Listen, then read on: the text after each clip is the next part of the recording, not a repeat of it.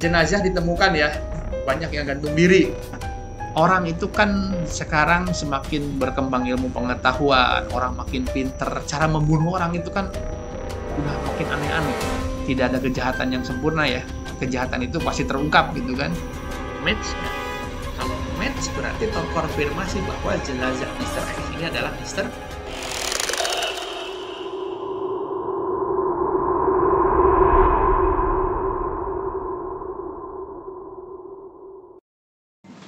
Baik, bismillahirrahmanirrahim. Assalamualaikum warahmatullahi wabarakatuh. Saya ingin sedikit berkomentar ya. Ini masih ada waktu berapa menit? Setengah jam ya. Terkait jalannya diskusi teman-teman pada pagi hari ini.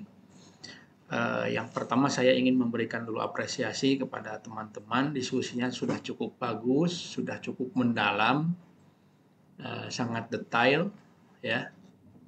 Pokoknya pertahankan ya setiap diskusi yang memang harus seperti ini. Ya kebangetan lah kalian udah semester 7 ya. Kalau gaya diskusinya sama dengan adik-adik kalian semester 1 ya. Jadi ini udah luar biasa bagus. Yang namanya diskusi seperti ini. Nah, ini terkait forensik, teman-teman semester ini baru pertama kali mengenal forensik. Sebelumnya belum mengenal ya. Nah, saya ingin sedikit bercerita tentang forensik. Ya. Walaupun kompetensi saya adalah dokter gigi spesialis radiologi kedokteran gigi, tapi dalam transkrip nilai saya itu ada beberapa mata kuliah tentang forensik. Jadi waktu saya mengikuti PPDGS residensi di Universitas Padjadjaran, saya banyak mendapatkan baik itu teori maupun praktek yang berkaitan dengan forensik. Karena di radiologi juga ada yang namanya pemanfaatan radiologi untuk kepentingan forensik. Ya. Teman-teman tahu nggak arti forensik itu apa? Coba tahu nggak? Kamu siapa namanya? Chef Viriani ya? Tahu nggak? Forensik itu apa? Bahasa yang kalian pahami aja, nggak usah terlalu textbook. Ya? Siapa nama? Toif. Apa? Forensik itu? Otopsi. Oke. Rivaldi. Apa forensik? Oke. Jadi forensik itu menurut Rivaldi adalah proses untuk mengetahui kematian seseorang. Oke. Siapa lagi? Ini yang cewek-cewek nih. Siapa? Amelia.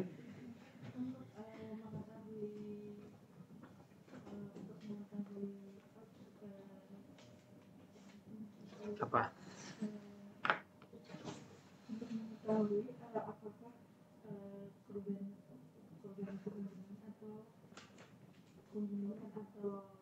Mati normal. Dibunuh atau mati normal. Oke. Hampir sama dengan Rivaldi ya.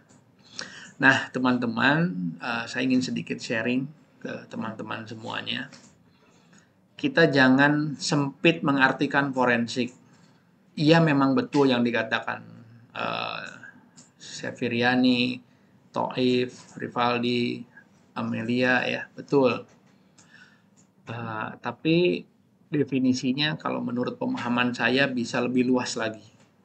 Jadi forensik itu bukan hanya sekedar tentang kedokteran, tapi banyak ilmu yang terlibat di sini. Nanti silakan teman-teman bisa cari sendiri, googling ya, pengertian forensik menurut beberapa ahli. Kalau menurut saya, forensik itu adalah pemanfaatan ilmu pengetahuan ya untuk mengungkap suatu kejahatan. Ya. Apapun itu kejahatannya.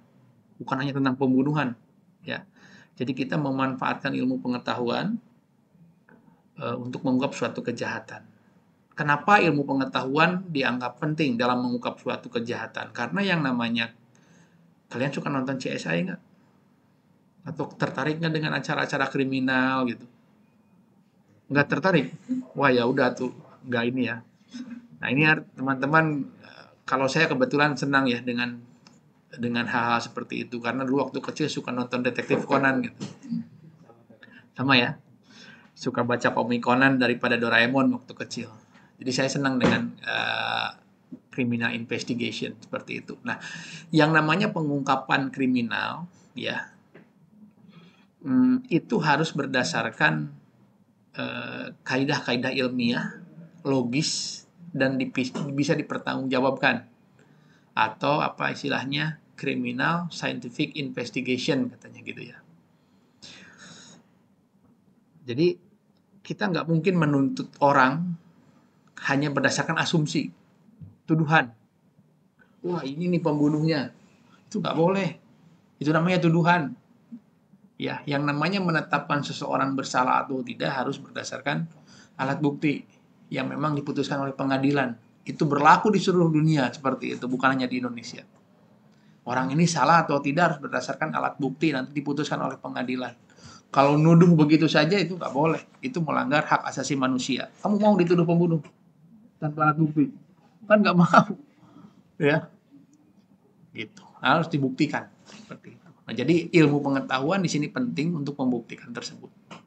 Ya, bukan hanya tentang kedokteran, ya, tapi kalian pernah mendengar psikologi forensik. Nih kalau ada kasus-kasus kriminal kayak kemarin kasus Sambo, kasus Vina, gitu kan. Itu kan banyak nih ahli-ahli psikologi forensik kayak Reza Indragiri kayak gitu ya. Nah, itu psikologi forensik juga berperan untuk mengungkap suatu kejahatan dilihat dari sudut pandang psikologi. Kemudian juga ada cyber forensik. Nah, ini cyber forensik di era kemajuan teknologi informasi seperti sekarang ini penting. Ya, contoh untuk misalnya pengungkapan judi online yang sekarang sedang ramai ya. Kemudian misalnya ada WA ancaman nih ke kamu. Ya. Ada WA ancaman pembunuhan misalnya ya. Nah, nomornya kita nggak tahu ini nomor siapa dari mana. Nah, dengan bantuan keilmuan dari cyber forensik itu bisa melakukan investigasi. Ini nomor dari mana? Siapa yang mengirimkan? Kapan dikirimkan? Kayak gitu ya. Jadi kita bisa menunjukkan bukti. Jadi kamu nggak, wah ini nomornya kayak dari mantan saya nih gitu kan. Itu kayaknya benar nggak dari mantan? Atau dari siapa gitu kan. Nah, itu membuktikannya lewat itu. Nggak bisa lewat tuduhan-tuduhan tanpa bukti. Nah, di kedokteran juga karena erat kaitannya dengan manusia ya. Kita kedokteran itu kan belajar tentang human body mulai dari pembuahan hingga kematian. Bahkan setelah kematian pun kan kalau kalian senang nonton podcast-podcast forensik bahkan nyawa jasad pun bisa berbicara seperti itu. Itu kedokteran kita kan berbicara seperti itu. Nah, di kedokteran ada yang namanya patologi forensik. Nah, ini yang berkaitan dengan racun-racun seperti ini berkaitan dengan patologi forensik. Kemudian di kedokteran gigi itu ada odontologi forensik, ya. Odontologi forensik ini juga banyak manfaatnya, ya. Waktu tahun 2001 apa 2002 ya. Kalian udah lahir belum 2002? Belum. Nah, itu dulu ada kejadian bom Bali. Saya waktu itu masih SD.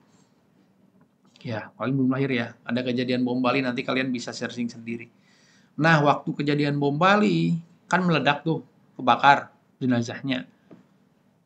Kalau jaringan lunaknya sudah meledak, sudah kebakar, kan susah diidentifikasi. Misalnya ini gosong, ini mayat siapa? Nah, dalam tubuh manusia yang paling kuat itu adalah gigi. Tulang juga kuat, tapi menurut literatur, gigi jauh lebih kuat katanya ya. Oleh ledakan, oleh panas, oleh apa. Jadi tidak meledak. Jadi dari gigi geligi itu bisa dilakukan identifikasi. Dan sekarang gigi geligi itu bisa dijadikan data primer. Sama seperti sidik jari, DNA, ya. Kayak gitu gigi. Kenapa gigi ini bisa diidentifikasi? Karena tingkat variasinya gigi itu sangat beragam. Antara satu orang dengan orang yang lainnya. Ya, ini orang yang ada di sini berapa orang nih? Kita 10 orang dengan saya. Ini kita 10 orang yang ada di ruangan ini giginya beda-beda. ya. Ada yang krodit, ada yang giginya missing, ada yang giginya ektopik, ya. Kemudian dari ukurannya ada yang normal, ada yang makrodonsia, ada yang mikrodonsia, ya. Jadi itu sangat khas antara satu dengan yang lainnya. Makanya gigi bisa dijadikan data primer, ya. Nah, waktu kejadian tahun 2000 bom Bali itu, lupa 2001 atau 2002, nanti cek sendiri ya, googling ya. Itu gigi berperan dalam mengidentifikasi ratusan jenazah. Terus juga waktu kejadian pesawat jatuh, itu kan pesawat jatuh itu kan meledak ya. Nah, itu odontologi forensik berperan di sana. Dalam mengidentifikasi ini jenazahnya siapa. Ya. Kemudian juga bidang saya radiologi kedokteran gigi juga ada namanya radio forensik ya. Radio forensik itu yang memanfaatkan pencitraan radiologi untuk kepentingan forensik. Misal ada pasien kan kalau namanya rekonsiliasi identifikasi itu benar operasi DPI ya, ada yang namanya data antemortem, postmortem. Kemudian data antemortem dan postmortem kita lakukan rekonsiliasi, sinkronisasi penggabungan. Nah, data antemortem dengan data postmortem kita bandingkan, kita rekonsiliasi. Misalnya data antemortemnya nih ada jenazah Mr. X misalnya ya. Dicurigai Mr. X ini si Budi misalnya. Nah, si Budi ini kita curigai Mr. Budi ini ya. Wah, ini kayaknya Mr. Budi nih. Gitu. Tapi wajahnya udah nggak jelas. Nah, kita pastikan ke keluarganya ada data antemortem nggak? Misalnya si Mr. Budi ini pernah ke dokter gigi. Oh, dia pernah ke dokter gigi, pernah perawatan orto katanya. Ya kita minta data dari dokter gigi yang merawatnya. Cetakannya bagaimana, cetakan rahangnya. Ya. Kemudian hasil foto ronsennya bagaimana. Nah, hasil-hasil tersebut kita nanti cocokkan. Match nggak? Kalau match berarti terkonfirmasi bahwa jenazah Mr. X ini adalah Mr. Budi.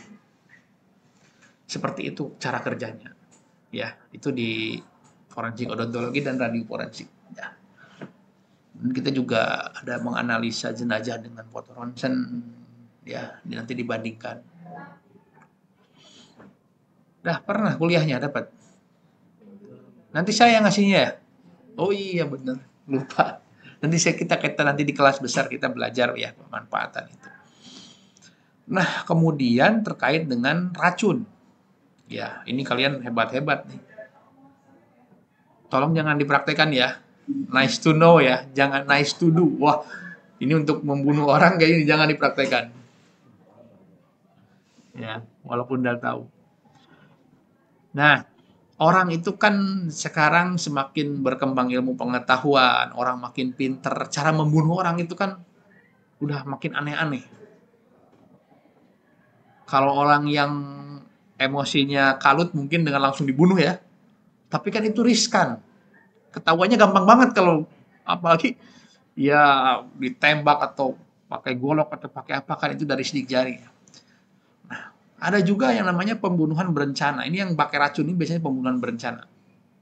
Dia memang tingkat intelektualitasnya tinggi, ya. Dia merencanakan pembunuhan, bagaimana supaya orang yang ditargetkan mati tanpa dianya ketahuan misalnya kayak gitu.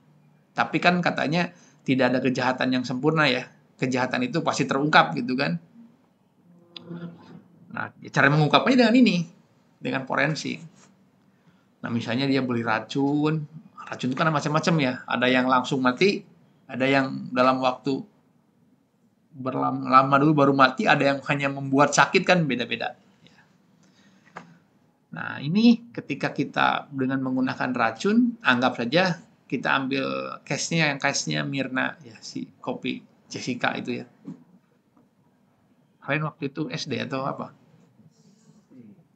SD 2005. 2000 berapa itu? 15. SMP ya. Tapi kan naik lagi di Netflix ya. Film apa? Ice Coffee ya. Jadi naik lagi di Netflix ya. Nah, itu kan awalnya kan nggak ketahuan ini meninggalnya kenapa. Nah, kemudian hadirlah apa namanya investigasi ya, penyidikan dan penyelidikan di sana mengidentifikasi ternyata dalam kopinya ada racun. Kan itu port the entry untuk mengungkap kasusnya. Ada racun, ya, kemudian dianalisa racunnya apa. Ternyata jenisnya cyanida, ya. Nah, kemudian kan ditelusuri, ini cyanida ini dapatnya dari mana? Siapa distributor di Indonesia yang jual cyanida? Kan kita gampang menelusurinya kayak gitu kan. Oh, dari sini. Nanti samperin aja tokonya, kapan, siapa yang pernah beli cyanida. Kan cara kerjanya kurang lebih seperti itu. Sehingga ketahuanlah yang dijadikan tersangka, suspek. Kemudian disinkronkan juga dengan CCTV dan lain sebagainya. Walaupun case ini memang kontroversi ya. Bagi sebagian pihak ini kontroversi. Tapi kita tidak mau melihat kasus kontroversinya, tapi kita melihat dari sudut pandang apa yang sedang kita bahas dalam diskusi pagi hari ini. Ya. Nah, si racun itu kan sifatnya bisa membuat jaringan yang terkenanya nekrosis. Ya, senyawa kimia masuk ke dalam tubuh, kemudian jaringan yang terkena, yang terkontaminasi senyawa kimia tersebut menjadi nekrosis atau kematian sel. Semakin banyak jaringan yang mengalami nekrosis, maka jaringan akan mempercepat kematian seseorang. Ya, nah, makanya ketika ada orang yang kasus seperti ini, apalagi tadi disebutkan ya, kita di agama Islam MUI juga membolehkan ya tindakan autopsi itu kan diperbolehkan untuk mengungkap gitu kan. Itu kan tujuannya baik. Kita ungkap, kita lihat, oh iya benar ternyata ditemukan ada racun.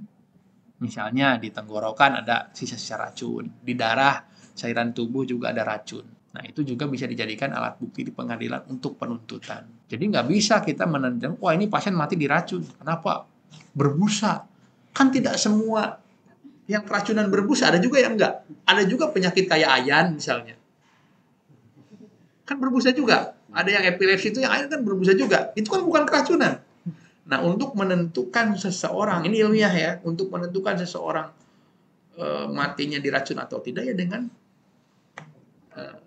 keilmuan kedokteran forensik ini.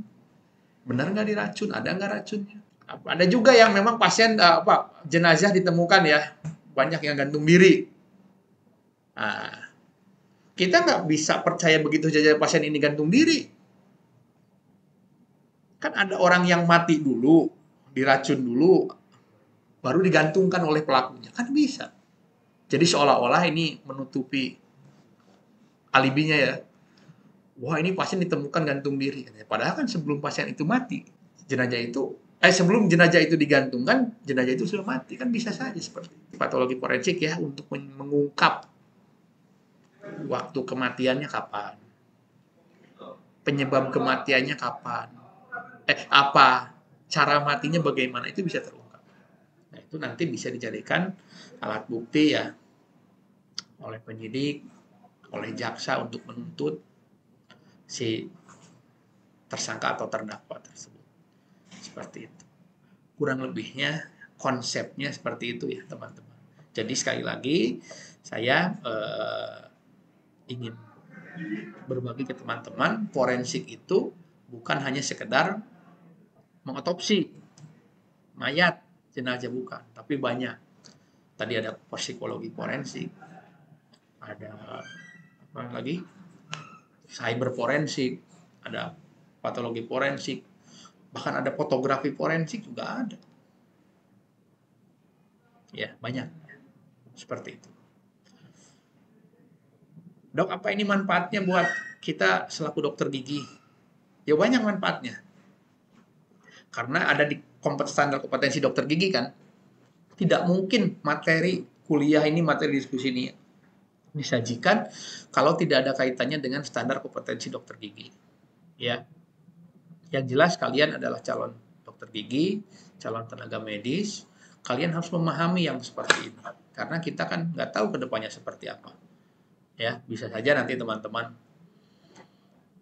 dibutuhkan kompetensi teman-teman, keahlian teman-teman untuk mengungkap suatu peristiwa, suatu kasus. Dan saya rasa itu sangat besar sekali pahalanya, ya, walaupun orang yang meninggalnya nggak akan bayar kalian. Ya, beda dengan menangani pasien hidup ya. Ini kerja kemanusiaan yang membayarnya bukan orang, tapi Allah. Ya, kalau kerja-kerja seperti ini Allah yang membayarnya dengan cara lain, bahkan dengan cara yang berlipat ganda. Jadi suatu saat nanti ketika kalian jadi dokter gigi, kemudian oleh masyarakat, oleh aparat penegak hukum, kalian diminta bantuan untuk mengungkap suatu peristiwa, suatu kejadian, teman-teman harus siap, harus hadir. Itu pahalanya luar biasa sekali. Ya, dan itu akan menjadi kebanggaan, kepuasan tersendiri. Ya, walaupun ya agak sedikit, kalau otopsi ya bau-bau dikit. Itu seni dalam otopsi. Ya. Oke, sebelum kita tutup, udah jam 8.50 ini. Apakah ada yang ingin ditanyakan? Sudah. Nanti kita ada kuliahnya ya, kuliah yang lebih besar. Tanggal 18 kalau nggak salah ya. Saya lupa lagi nih blok Doma ini. Oh iya, dental forensik, DF loh. Nah, nanti ada ya kuliahnya bersama saya. Mudah-mudahan kita semua disehatkan. Saya juga bisa berbagi ya tentang ini ke teman-teman semuanya. Oke, demikian kalau tidak ada yang ingin. Oh, ada pertanyaan? Nah, ada, nanti linknya saya kasihkan. Kerjain aja lah ya. Bisa lah ya. Oke. Oke teman-teman, terima kasih ya atas perhatiannya, atas kehadirannya. Tadi saya mohon maaf agak terlambat pas datang. Sekali lagi terima kasih atas perhatiannya. Assalamualaikum warahmatullahi wabarakatuh.